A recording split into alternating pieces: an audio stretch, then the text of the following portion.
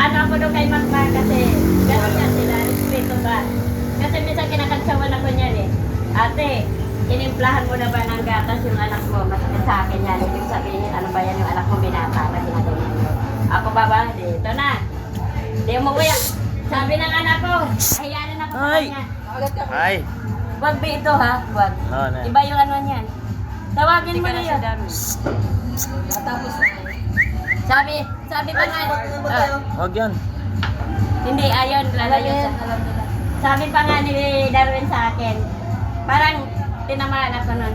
Nay, nagtitinda ka, tingin ko, wala namang bumibili. Wow, wag ka liga. Sa sarili ko. Maya-maya nagulat ako. Hindi kayo nalalayan, di ba? Nagtuloy-tuloy si Darwin. Nay, may kasama ako. Ano sabi ni Darwin, di ba? Halika rito. Nay, may kasama ako, oh. Di ba? Nakaipit ka pa na dito, sabi ko. May kasama ka rin malang. May lagnat pa siya nun. Kumbaga, hindi pinakita sa'yo na yung parang binibi ka ba? Balang sa buhay mo ko, sumunod ka. Parang ganun ang dating.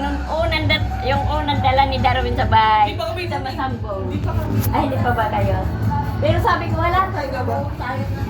Di pa kami. February 16 yun. February 16 yun. Akin na nagpuna pa ako. Lasing ka. Lasing yan. Galing kurutan. Pero sunod-sunuran ka, sumunod ka, nakaipit ka pa rin. Then, alam mo, Pero pagbahay ka na lang eh. Alam mo, mahal na mahal niya ako nung sumunod niya akin. Pero sabi ko, unang kita ko sa okay to ah, okay to. Walang kasi ako nung unang inuwi ako ni Leo sa Cavite sa kapatid niya. Oh, buti mo para inaasikaso. Pag pinabayaan mo ako sa isang tabi, uwi ako ng Manila, bahala ka sa buhay. Ganun ako eh. Kumbaga yung oras mo, ano mo ako kasi unang padala mo sa akin sa side mo, kumbaga. Ay nakita ko sa'yo, sabi ko, ibang klase si Darwin, unang dala rito sa bahay eh. Pero sumunod ka lang. Kasi nga, nakainom siya, di ba? Pangalawa, ito na. Ay, okay to sa full ride, sabi ko. Puso. Walang pakimi. Diretsuhan. Kati ng leg ko ah. Diretsuhan. Nag-inuman na kami, di ba? Mamaya, nasa gitna kayo. Ang lakas ng ulan. Nagsisigawan kayo, sabi ko niyo. Yung dalawa. Mga basa na ako sa ulan, nasa gitna. Pero totoo yun, kung kayo talaga. Ayun yung ano. Hindi. Ayun tinatawag na ano, destiny. Pag kayo Kumbaga, tinadhana. yung sa una nila, hindi sila masyado nilamgam. Parang sa buhay mo, ganun sila. Yung sa inyo naman, sobrang nilamgam. Di ba? Kagatan na nga eh. Kulang na nga lang sugod eh. Tama na. Pero ganun pa man, sabi nila. Ay, nakapit niya. Sabi nila, pinagtagpo, kailangan tinadhana. Ganun. Ano na? Ay, Marisha. Naaway ako tayo. Ha? Oh, hindi ka ba yung naaway? I'm telling you.